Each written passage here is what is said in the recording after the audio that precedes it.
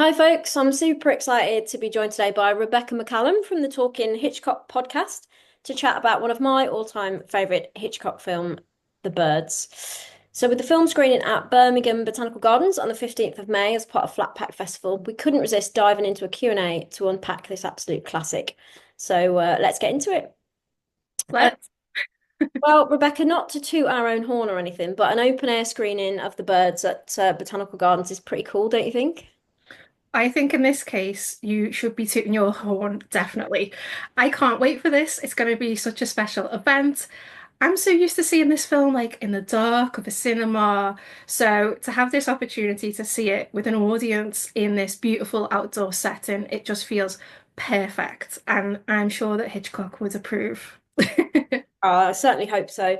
So tell us a little about the Talking Hitchcock and what it is about the Master of Suspense that you love so much. So, Talking Hitchcock is really, I always call it, it was my excuse just to have long form conversations with people about his work and everything that is adjacent to that. So, I talk to people, um, everyone from historians to costume designers to architects. It's like, it's just a never ending ripple effect. The more I seem to scratch, the more I seem to find. But yeah, Hitchcock is, for me anyway, kind of his own genre because there's nothing else quite like his work. And I really enjoy digging into how he explores things like gender and identity. I think he's very obsessed with sort of illusion and reality and those sort of blurred lines and fear and desire. And those things all seem to be, for me anyway, like continually relevant. And I'm always interested as well in what I call Hitchcock like telling on himself, like how we can find things out about the man himself through his work. I find that really fascinating as well. I always say that one of the main draws for me with Hitchcock is like the ambiguity that I see in his work. That's really one thing that does keep me returning time and time again. He's a filmmaker for me that doesn't deliver answers, but he poses a lot of questions. And the possibilities for interpreting his films, for reading them, just seem to be so endless.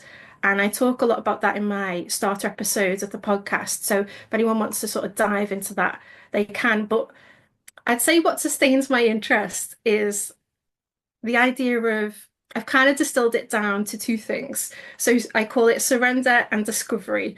Yeah. So Hitch for me created like this cinematic universe with its own language, its own themes, like ideas, its own unique sense of humor and perspective. And that's a world that I really love being just pulled into. It's so wonderfully entertaining. And ultimately, I would say there's a lot of the human experience in Hitchcock as well as it being entertaining. There are a lot of ruminations there on like the human experience. So being able to kind of dissect those works and just look at new ways of reading them, and especially with the podcast, being able to talk to people and kind of expand my perspective as just being such a gift. And although his films are entertaining and he is this master storyteller, there's so many components to his films as well that just make them so ripe for us to continue to and analyze, the complexities of them as well. And I also enjoy looking at his body of work as a whole, but also these films as individual entities. And it's just a world that I get lost in, and I absolutely love it. That's great. And have you got, I know you're probably not supposed to have favourites, but have you got a favourite guest that you've had on the podcast? Oh, yeah, you're not supposed to have favorites, are you? Do you know, it's every person gives something different. Like my first guest, for instance, a friend of mine, Agrain Hacker who's also a big voice in the horror community and does amazing work. She'd never seen Rear Window before, so I was just overjoyed to get her first reactions and dive into the film with her. I also had a great time talking to Mark Cousins about his Hitchcock project that he directed. Like that was just fascinating, like learning about his processes and just, I mean, you could listen to him talk forever in the day. Um, and yeah, things like diving into the costume has been so exciting. I spoke with an actor who played the role of Brandon in a stage adaptation of Rope. Rope's definitely in my Hitchcock top three. So that was incredibly exciting. It's just such an amazing array of people that are out there doing all these amazing projects that are connected to Hitchcock. And that was one of my aims with the podcast, was not just to look at the films, but to actually amplify as I said before, the ripple effect of this work, and just that there's always, I mean, I get emails all the time like, I'm doing this, can we chat? And it's just incredible. Amazing. It is amazing. Well, let's talk about The Bird. So it's often seen as one of Hitchcock's most enigmatic films. What do you think it's really about, kind of beneath the surface? Because it's not just a horror. There's definitely something deeper at play, I think. Oh, there's always something deeper at play with Hitchcock. And that's just one of the things I love. There's always this sort of facade on the top, and then as you start to peel back the layers, Yeah. it gradually reveals more and more. I've spent a long time thinking about the birds and writing about it, and we're back to that. You said enigmatic, which I couldn't agree more, but we're back to that kind of ambiguity again. And I find that one of the most richest and most appealing aspects of this film. There is always something deeper going on with Hitchcock, and for me, I personally read The Birds as this almost meditation on the fragility of human life, of our existence, and the sort of constant grapple between the tension and conflict of forming relationships with people, the desire to feel like this sense of belonging and human connection. And I think in this film, we see, as we do in all the Hitch's films, multiple things going on at once. The juxtaposition, in The Birds. It's a film about how, and again, so many of Hitchcock films are kind of about how life can be, there is a frailty to life, and there can be something so cruel and like illogical about life, that I think it's one of those fascinating things that people continually are trying to dissect The Birds and get to the meaning, and that Hitchcock purposely he was not explicit in showing us that in the film, which I just think is one of its greatest like assets. I think, Melanie Daniels and the Brenner family, that there's such fascinating characters there. And for all the talk about cruelty and horror film, there's a lot of humanity to the birds, and there's a lot of tenderness in that film as well, a lot of nurturing. And I think for me, this is a film, as I'll be talking about in my introduction, on May the 15th, the this is a film about human relationships, and I feel most specifically relationships between the women in the film. Mm. Yeah. Yeah, and there's I've written a blog post actually about that and the different dynamics between the female characters, because some people have sort of come at it as a having a queer subtext, and whether that's real or not. I think that I love that about Hitchcock, about that ambiguity, and there's entire like YouTube mashups dedicated to Melanie and Annie, which yeah, it's quite incredible, really. Yeah, firstly, I need to see these mashups. They sound wonderful, so you have to send them to me. Um, yeah, as I said, I do believe it is the relationship between these women that is the most revealing aspect of the film. It's where we see the most depth, I think. Alan and Annie and Melanie's relationship is truly fascinating. I was rewatching clips the other day, and I just thought, wow, there's so much tension here. There's so much that's kind of unspoken between them. And for me, there is a flirtation there as well. And within seconds of meeting one another, they're smoking together, and Annie is lighting Melanie's cigarette. Yeah. In Hollywood cinema, that is a very coded romantic signal that we would normally see someone like Cary Grant perform. Um, and the way that Annie, in that first meeting, the way that she positions herself at that gate post when Melanie's getting into the car, the way she leans against the mailbox and exposes her body, which has thus far been hidden in this big sort of over jacket. It's very sultry, I think. Yeah. Um, and the way the gaze lingers afterwards, from Annie to Melanie, it's very prolonged, and that's then followed by a dissolve into Melanie writing the note for Kathy, which is, of course, then kind of indirectly connected to the lovebirds. Mm. So I think there's lots at play. You know, we see them sharing drinks together. There's a real intimacy to that relationship. Yeah, I think there's a spark there between them. They can kind of fence with each other. You know, they're an equal match for each other. Um, and quite frankly, I don't think that Mitch is a match for either of them. I definitely agree with you on that. Um, so Hitchcock famously said, "There's no terror in the bang, only in the anticipation of it." How do you see that kind of philosophy play out in The Birds, especially given its sort of unusual use of sound, or rather, lack of it? Yeah, such an interesting question. Yeah, Hitchcock built suspense in the threat of the birds actually right from the beginning of the film, where we see them as harmless creatures. So he's subverting something there quite beautifully with the later attacks in Bodega Bay, where he creates this sense actually that nowhere is safe. You know, whether it be on your walk home from school or in the comfort of your living room, it's like inside's not safe, outside's not safe. It's just nowhere's safe. Um, and as the characters become more on edge, so do we. And it feeds into our sense of anticipation, I think. And it's the creatures themselves that become the soundtrack, which adds actually this disturbing realism to the film, almost, documentarian feel to it. And obviously, Hitchcock's scores are incredible and they feed in so much to the emotion of the piece. But I love the choice that he's made here because actually, I think by removing that conventional score, what he ensures is that we're experiencing something that's really stripped back and really raw. And actually, that makes it really human on a level that I don't think we get to see in any of his other films. Yeah, yeah, definitely.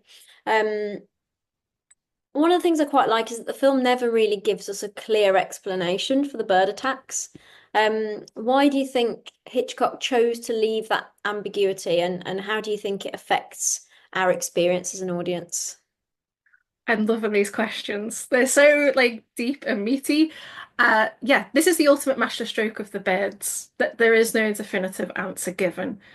And there is like a meaninglessness to it. And I can almost, imagine Hitchcock kind of laughing to himself at everybody, trying to decode this, and trying to make sense of it. But I think to strive for a meaning, an ultimate meaning anyway, is to deny ourselves actually of the wonder of the multiple possibilities that there are. So the birds embody this sense of fear, but also I see it more as the uncertainty of the world around these characters, Yeah. which is actually the most terrifying thing of all. I think this, particularly for Melanie and Lydia, it's this idea of a loneliness that is actually more terrifying than the birds themselves. Um, they may be manifestations of the distance and the anxieties that exist between these characters. Are they representative of an internal conflict? Are they an unexplained attack? Is it a comment on environmentalism? Could they be a female expression against a male system, trying to fight back? Are they embodiments of the unspoken? Or are they simply just chaos? Take your pick. Ahead of the bids, Hitchcock, of course, he just delivered Psycho to us, which is a film that's really pessimistic and nihilistic. And what we have in the beds is him really examining fear in the abstract. Yeah. No cause is identified. It's very disquieting. And, I really feel like this film kind of telegraphs those sort of nihilistic horror films that we got in the early 70s, like Texas Chainsaw Massacre, for Yeah. example. It forces us to ask questions about community and about relationships and nature and the kind of disinterest of nature. And of course, as we come to the film in 2025, we can't help but connect readings to the global pandemic that we've been through, its impact, which is still being felt, and what that means for us internally as individuals, as well as kind of globally as a global community. And I think there's really strong evidence for reading this film as looking actually at the power of kind of humanity being united, of being a welcoming space and an open space, and kind of question really the notion of like blame and scapegoating and those sort of things that actually feel so relevant today. most particularly, I'm thinking of that scene in the cafe, in the Tides Cafe. Yeah. It's quite a long scene, involves a lot of people. So yeah, I just feel like this film is continually throwing things up that seems to like mirror the times that we're living through. Yeah. Yeah. And it's almost kind of genius that it is birds because I can't really imagine it working with any other, if you think about rats or insects or, of course there's a whole host of creatures that he could have chosen, but the fact that it's, this quite everyday but ominous creature. Yeah, exactly. I mean, if I go out with, you know, friends or family and we see a flock of birds, people reference the film. Like you say, it's Hitchcock is so good at corrupting the ordinary and just planting that seed of the things that are so normal to us. I mean, take a film like Suspicion, where he corrupts a glass of milk, suddenly becomes like completely terrifying and charged. Like he's just a master at doing that. The ultimate disruptor, isn't it?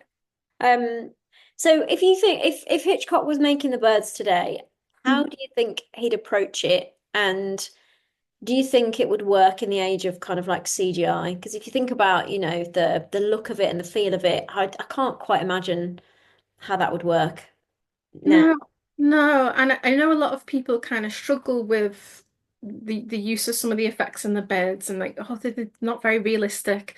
You know, Hitchcock uses that kind of technique a lot in his films because it's reflecting that kind of idea of like reality and dream-like, nightmare-like kind of, effect. I think if Hitchcock was alive today, I think he'd be certainly using tech, but he'd be doing it in a very innovative way. You know, a lot of people say to me, oh, once you've seen one Hitchcock film, you've seen them all. And I say, no, Hitchcock was such an innovator. Um, he might lean into animation. Like there is animation in quite a few of his films. I could see him leaning into that potentially. Um, Definitely social media. He would be an absolute genius at that. For sure. Um, and I would look forward to seeing his teaser trailers, definitely. Yeah, I've not thought about that, but yeah, you're right. Um, okay, but so before we wrap up, I thought it'd be quite fun if we ended with blind ranking some Hitchcock films.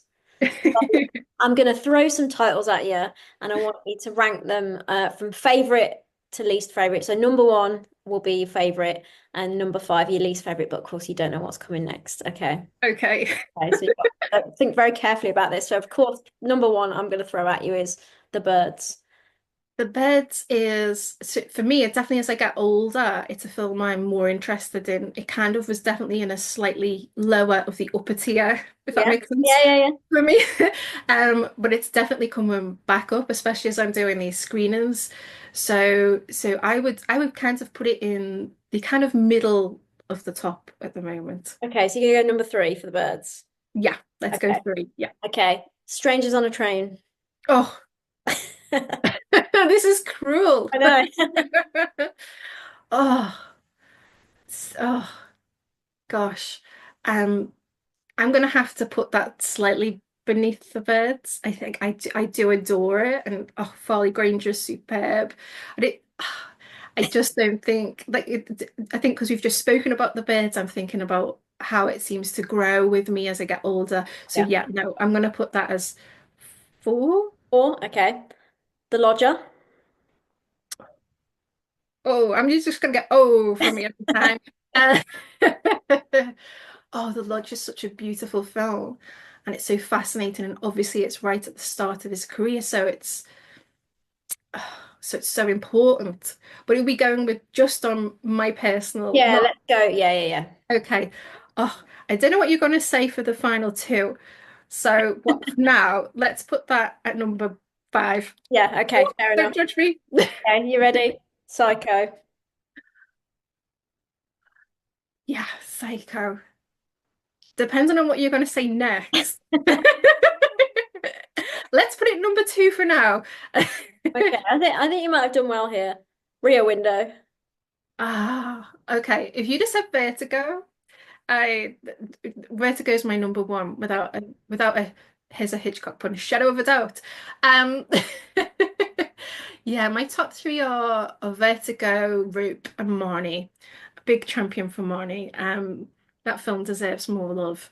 Um, oh, I think mm, Psycho's tighter Yeah. and just looks. Oh, this is like torture. I Let's go Rear Window. Okay. Number one, Rear Window.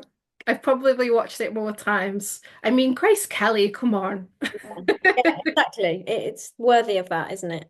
Um, Thank you so much, Rebecca, for joining me. I've had a really great time geeking out about Hitchcock. And if you haven't already, please go and check out Rebecca's podcast, Talking Hitchcock. She'll be joining us IRL at the screening on the 15th of May to introduce the film. And I believe there might be a special guest joining us. This is all you're getting. I can't wait. Thanks so much, Amy. Thanks, Rebecca.